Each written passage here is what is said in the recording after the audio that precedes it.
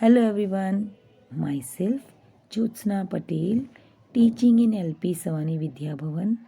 Today we are going to learn Standard 5 Hindi subject, chapter number 11,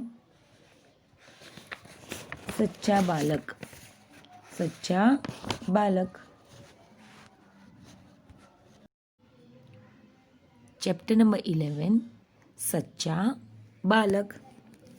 इस जीवन प्रसंग में सच्चाई का महत्व बताया गया है.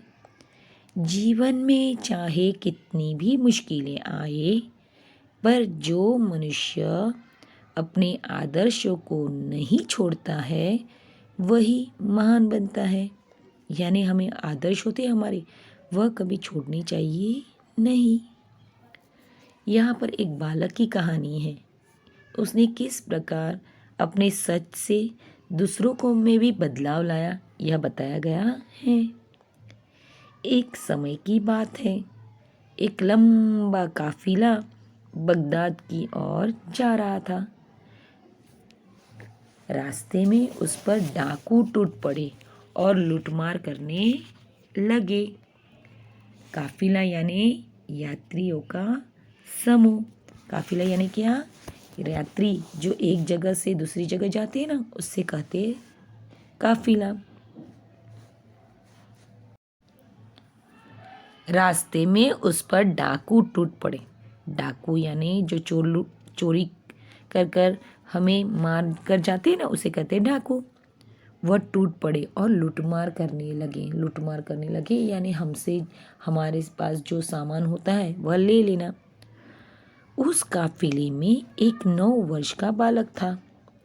वो एक और चुपचाप खड़ा रहकर उस लूटमार को देख रहा था. वह बच्चा कुछ बोल नहीं रहा था. एक बाजू खड़ा रहकर वह लूटमार को देख रहा था. एक डाकू की नज़र उस लड़के पर पड़ी. लड़के के पास आकर वह डाकू कड़क कर बोला, तेरे पास भी कुछ है? जोर से बोलने लगा, तेरे पास भी कुछ है? चलो हो तो मुझे बता दो. लड़का बोला, मेरे पास 40 अशर्फिया है.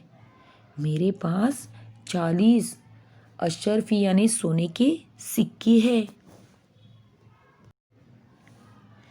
मेरे पास तो 40 अशर्फिया हैं. अशर्फिया यानी सोने के सिक्के हैं. डाकू चकित होकर बोला, क्या कहा? तेरे पास 40 अशर्फिया हैं? लड़का बोला, जी हाँ, मेरे पास 40 अशर्फिया हैं. डाकू लड़के का हाथ पकड़कर सरदार के पास ले गया. उसने अपने सरदार से कहा, यह लड़का अपने पास 40 अशर्फिया बता रहा है. बोलो, उनको भी ये लगी, चकित हो गए कि ये लड़का इतना छोटा बच्चा और उसके पास 40 सोने के सिक्के हैं. सरदार ने लड़के से पूछा, तेरी अशर्फिया कहाँ है? चलो बताओ हमें, तेरी अशर्फिया कहाँ है? सरदार ने लड़के से पूछा, बताओ तेरी अशर्फियाँ कहाँ हैं? हमें तो कहीं नहीं दिखाई दे रही. क्योंकि उन्होंने लड़के को भी देखा और उसके पॉकेट चेक किए तो कुछ मिला नहीं. तो उनको ऐसे लगा कि अशर्फियाँ है तो कहाँ है. लड़के ने अपनी सदरी को फाड़कर उसमें छुपी अशर्फियाँ निकाली.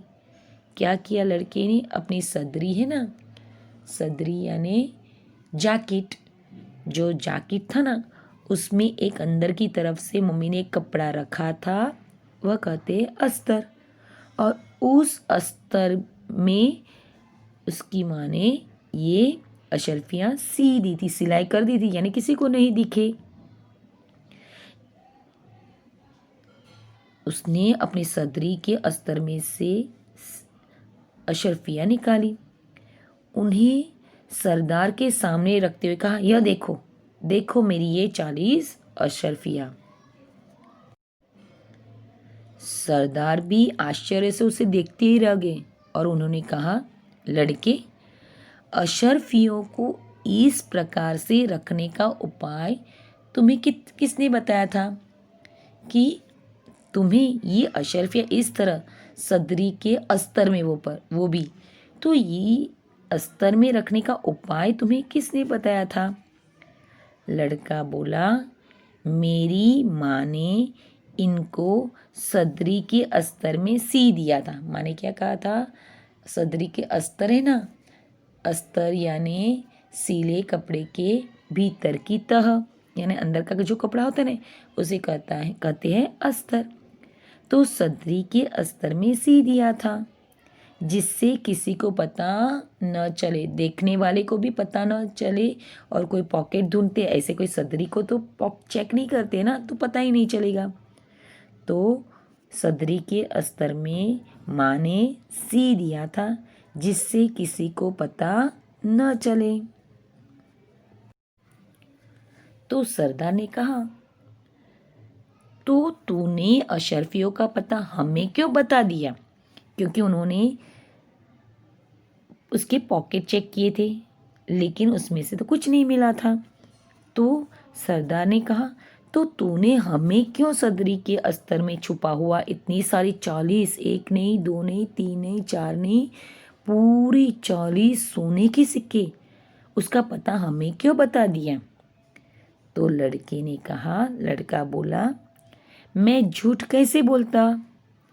मेरी माँ ने कहा था, बेटा, सदैव सच बोलना, झूठ बोलना पाप है। मैं झूठ कैसे बोलता? क्योंकि माँ ने मुझे कहा था हमेशा सच बोलना, सदैव यानी हमेशा। बेटा, हमेशा सच बोलना, कभी झूठ बोलना नहीं, क्योंकि झूठ बोलना वह एक बड़ा सा पाप होता है। यह मेरी माँ ने मुझे सिखाया था।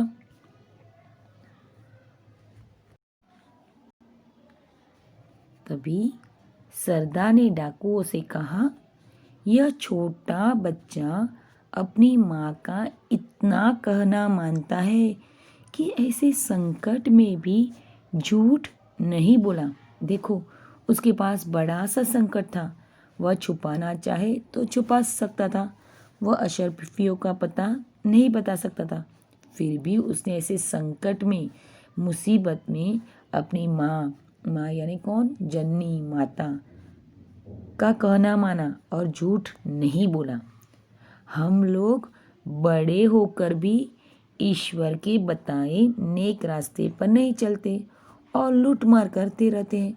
देखो, हम इतने बड़े होकर भी ईश्वर ने हमें नेक रास्ता बताया है कि 2 हाथ दिए हैं, पैर दिए हैं, तो हम उनका उपयोग अच्छे काम में कर सकते हैं, लेकिन नहीं, हम तो लूट मार ही करते रहते हैं। सब डाकू कहने लगे, सरदार, बात तो ठीक है, हमें भी ईश्वर के बताए नेक रास्ते पर चलना चाहिए, ये सच बात है। सरदार ने डाकुओं से कहा, इनका लूटा हुआ सामान इन्हें वापस कर दो। इनका जो हमने लूटा है ना, जो चीज़ें हमने ली है, वह सारी चीज़ें इन्हें वापस कर दो। डाकुओं ने सब सामान वापस कर दिया और आगे कभी लूटमार न करने की प्रतिज्ञा की। उन्होंने सारा सामान उन्हें दे दिया और अभी आगे से कभी भी लूटमार न करने का उन्होंने मन से सोच लिया। यह सच बोलने वाला बालक का नाम अब्दुल कादिर था। यह जो सच बोला ना, वह बालक का नाम क्या था? अब्दुल कादिर। बड़ा होकर यह बालक महान संत हुआ। भगवान के नेक रास्ते पर चलने वाला यह बालक एक संत हुआ और उनकी समाधि बगदाद में है। अभी भी उनकी समाधि आपको बगदाद में देखने मिलेगी और वहाँ प्रत्येक वर्ष बड़ी संख्या में लोग दर्शन के लिए जाते हैं। ये पवित्र अब्दुल कादिर को पवित्र मानते हैं और प्रत्येक वर्ष बड़ी संख्या में लोग उनके दर्शन के लिए बगदाद जाते हैं। तो हमें भी इसी तरह से कभी भी झूठ नहीं बोलना चाहिए, सच बोलना चाहिए। सच बोलने पर ही हमारी विजय होती है और हम भी कुछ अच्छा नेक काम कर सकते हैं।